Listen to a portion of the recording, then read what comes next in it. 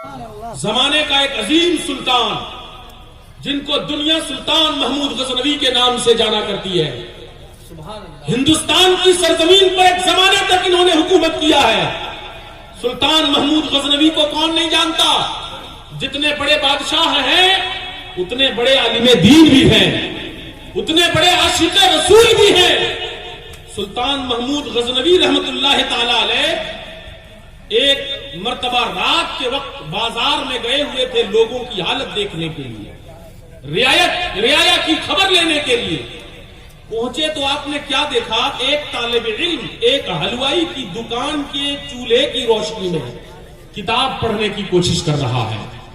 اندھیرے میں بیٹھ کر کتاب یاد کرتا ہے، اور اس کے بعد جب وہ لائن اس کو یاد ہو جاتی ہے تو اٹھ کر جاتا ہے حلوائی کی دکان پر، اور جا کر کے پھر ایک لائن دیکھتا ہے اور اندھیرے میں بیٹھ کر یاد کرنے لگتا ہے.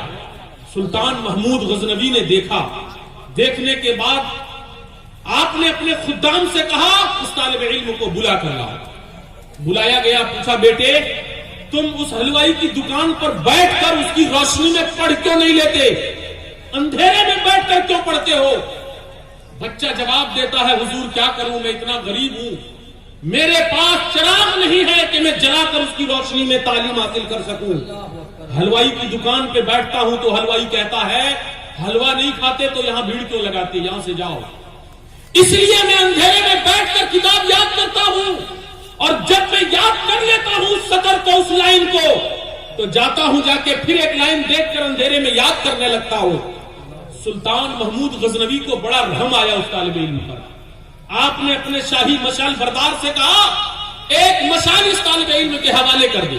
سبحان اللہ. بادشاہوں کا مشال سونے کا چاندی کا ہوا کرتا تھا. کہا دے گا اسے. طالب علم کو وہ مشال دے دیا گیا. وہ لیا اور لے کر چلا گیا. اس کی روشنی میں رات بھر وہ پڑھتا رہا. اور جب سلطان محمود غزنوی گھر واپس آیا سو جاتا ہے. سونے کے بعد اس کی قسمت بیدار ہو جاتی ہے. سبحان اللہ. کیا دیکھتا ہے؟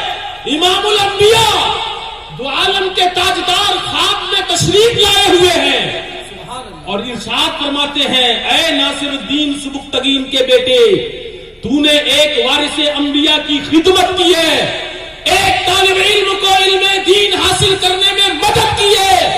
اس کی وجہ سے رب ذوالجلال تجھ سے اتنا خوش ہوا کہ اس پروردگار عالم نے تیرا نام جنتیوں میں درج فرما دیا ہے. سبحان اللہ. تجھے بخش دیا گیا ہے. تکبیر، نعرہ رسالت. تجھے بخش دیا گیا ہے.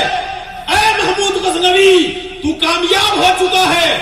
میرے بھائیوں میں آپ کو بتانا چاہتا ہوں ایک طالب علم کی خدمت کے سلے میں رب ذوالجلال اگر سلطان محمود غزنوی کو بخش دیتا ہے تو ہم اگر ان طلباء کی خدمت کریں، انہیں پڑھائیں، ان کے پڑھنے میں مدد کریں اور ان علماء کرام کی جماعت کو تیار کریں تو ہمیں رب کی رحمت سے امید ہے کہ کسی نہ کسی ایک عالم کی بدولت اللہ تعالی ہمیں بھی جنت عطا فرمائے گا. یہ علماء کی جماعت جو آپ کے سامنے نظر آ رہی ہے یہ کوئی معمولی جماعت نہیں ہے. امام غزالی نے فرمایا ہے العلماء سرج الازمنہ کل عالم سراج الزمان ہی یستضیء بہ اہل عصرہ. ارشاد فرمایا علماء کرام زمانے کے آفتاب و مہتاب ہیں، یہ زمانے کے سورج ہیں. یہ جب جگمگاتے ہیں تو ان کی روشنی سے دنیا والے فائدہ اٹھاتے ہیں اور ان کی روشنی سے لوگ اپنے آپ کو منور و مجلہ کر لیا کرتے ہیں. یہ علماء کی جماعت ہے. میں آپ کو ایک بات بتاتا ہوں علماء کا رتبہ کتنا بڑا ہے، علماء کی جماعت کی فضیلت کتنی بڑی ہے. آج ایک بہت بڑا المیہ ہمارا یہ ہے کہ جس طرح ان علماء دین کو ہم مدارس میں پڑھاتے ہیں بہت مجبوریوں کے ساتھ، کھانے میں معمولی کھانا، رہنے کا ٹھکانہ بڑا معمولی، انتظام اس کے لیے غیر معمولی، کوئی اچھا انتظام نہیں دیتے، اچھا اور اسپیشل کچھ نہیں ہوتا ان کے لیے. اور یہ اسی طریقے سے محنت کر کر کے جب علم حدیث علم قرآن حاصل کر کے عالم دین بن جاتے ہیں تب بھی ہم ان کی قدر نہیں کرنا جانتے اور ہم بہت معمولی تنخواہ انہیں دے کر کے اپنے ہاں خدمت پر لگا دیتے ہیں. ड्यूटी बड़ी हार्ड लेते हैं मगर उजरत उनको बहुत मामूली देते हैं। मैं आपको एक बात बताता हूं, अगर आपने अपने उलमा को सही उजरत नहीं दिया, उनकी तनख्वाहें मुनासिब नहीं रखी, तो जिस तरह आपको अपने गुनाहों का हिसाब रब्बे जुलजलाल की बारगाह में देना पड़ता है, देना पड़ेगा, ऐसे ही इन उलमा के बारे में आपको जवाब देना पड़ेगा कि आप इतनी मामूली तनख्वाह पर उलमा से काम क्यों ले रहे थे। ये उलमा किराम की जमाअत है, इनकी खिदमत आप करें। मैं आपको एक बात बताता हूं, इल्मे दीन अल्लाह के नबी सहाबा किराम को देते रहे और सहाबा किराम को पाकीज़ा किया। कैसे पाकीज़ा किया? जो सहाबा कल तक शराब पीते थे, दिन रात शराब पीते थे, अहले अरब का हाल क्या था? शराब का नाम वो बेशुमार रखे हुए थे। सुबह जो शराब पीते थे उसका नाम अलग था, चाश्त के वक्त जो शराब पीते थे उसका नाम अलग रख रखा था, और 1 घंटे के बाद जो शराब पीते उसका भी नाम अलग रखा हुआ था। घड़ी घड़ी शराब बदलती थी और उसका नाम भी बदलता था। बड़ी मोहब्बत थी लोगों को शराब से, और दिन रात शराब के नशे में मस्त रहते थे। मगर अल्लाह के नबी जब आए तो आपने लोगों को पाकीज़ा किया, ऐसा पाकीज़ा किया, ऐसा पाकीज़ा किया कि मैं आपको एक मिसाल देता हूं, हदीस मुबारका के अंदर मौजूद है। नबी करीम सल्लल्लाहु तआला अलैहि वसल्लम ने जब मस्जिद नबवी कायम कर लिया और सहाबा किराम मस्जिद नबवी में पढ़ने के लिए आते थे, इल्म हदीस भी हासिल करते थे, आकर के इल्म कुरान भी हासिल करते थे। बल्कि रिवायतों में है कि हमेशा 500 के लगभग सहाबा किराम उस चबूतरे पर मौजूद रहा करते थे जिस पर अल्लाह के नबी पढ़ाया करते थे। किस लिए?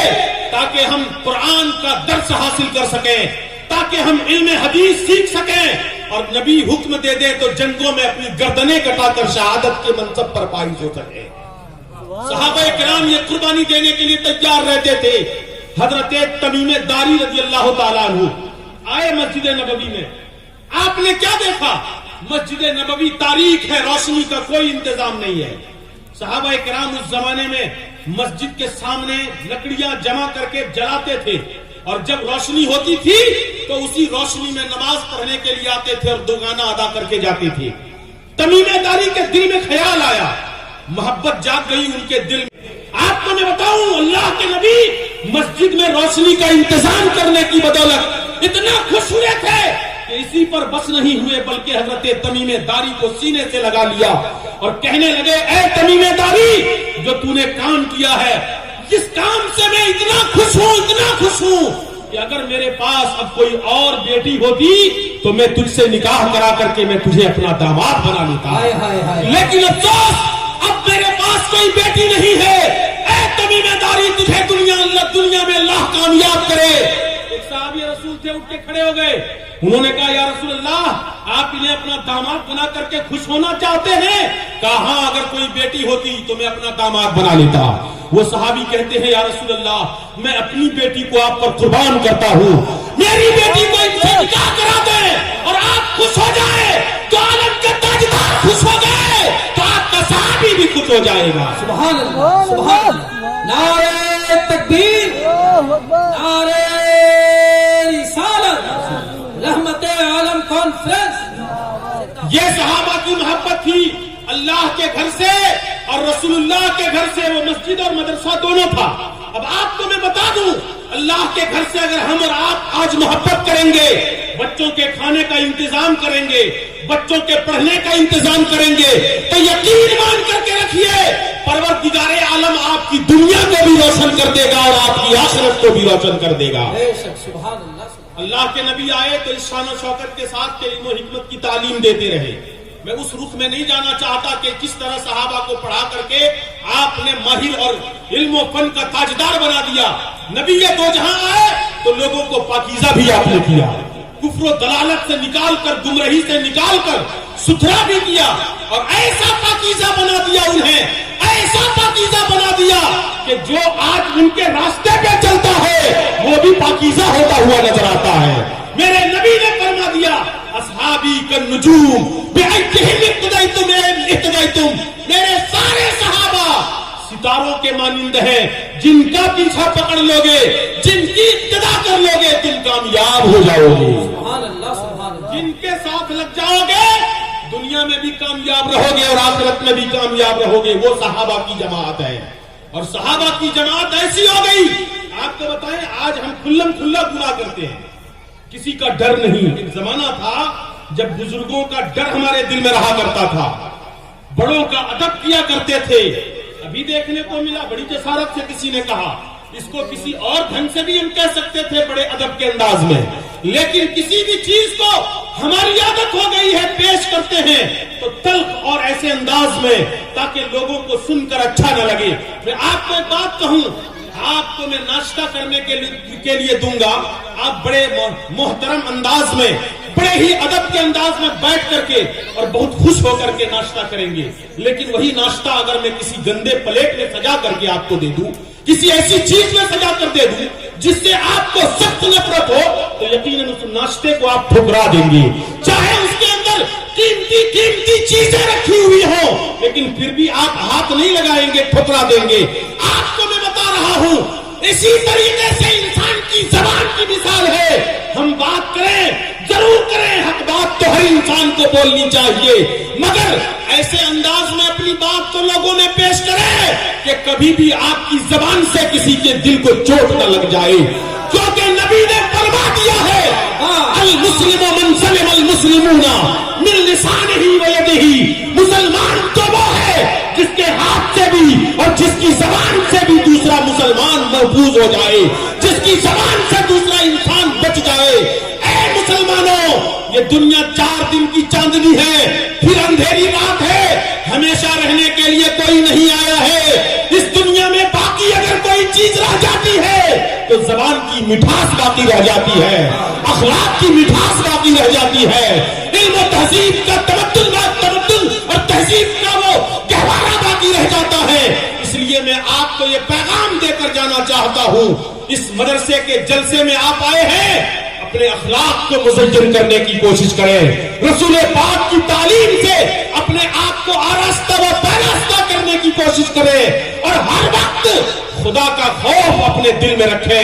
یہ سوچ کر کے اللہ کے نبی نے فرمایا ہے کہ کسی بھی مسلمان کو, چاہے وہ تم سے عمر میں چھوٹا ہو یا بڑا, کسی بھی مسلمان کو حقیر نہ سمجھنا, کمزور نہ سمجھنا. آج تو عالم یہ ہے کہ ہم ہر موقع پر تانا دیتے ہیں, ہم کسی سے کم ہیں کیا, ہم کسی سے پیچھے ہیں کیا. غوث اعظم رضی اللہ تعالیٰ عنہ اس کی توضیح فرماتے ہیں, ارشاد فرماتے ہیں کہ جو تم سے عمر میں چھوٹا ہو, جب اس کو دیکھو تو یہ سمجھا کرو کہ یہ مجھ سے چھوٹا ہے, گناہ اس نے مجھ سے کم کیا ہوگا, اس لیے یہ مجھ سے اچھا ہے, مجھ سے بہتر ہے. اور جب اپنے سے بڑا عمر میں دیکھو تو یہ سمجھو کہ یہ مجھ سے عمر میں بڑا ہے, یہ نیکیاں زیادہ کیا ہوا ہوگا, یہ اللہ کی عبادت زیادہ کر رکھا ہوگا, اس لیے یہ رتبے میں مجھ سے بہتر ہے. ہر وقت جب یہ تصور رکھو گے تو انسان کو تم اپنے سے بہتر سمجھو گے, اور جب انسان کو اپنے سے بہتر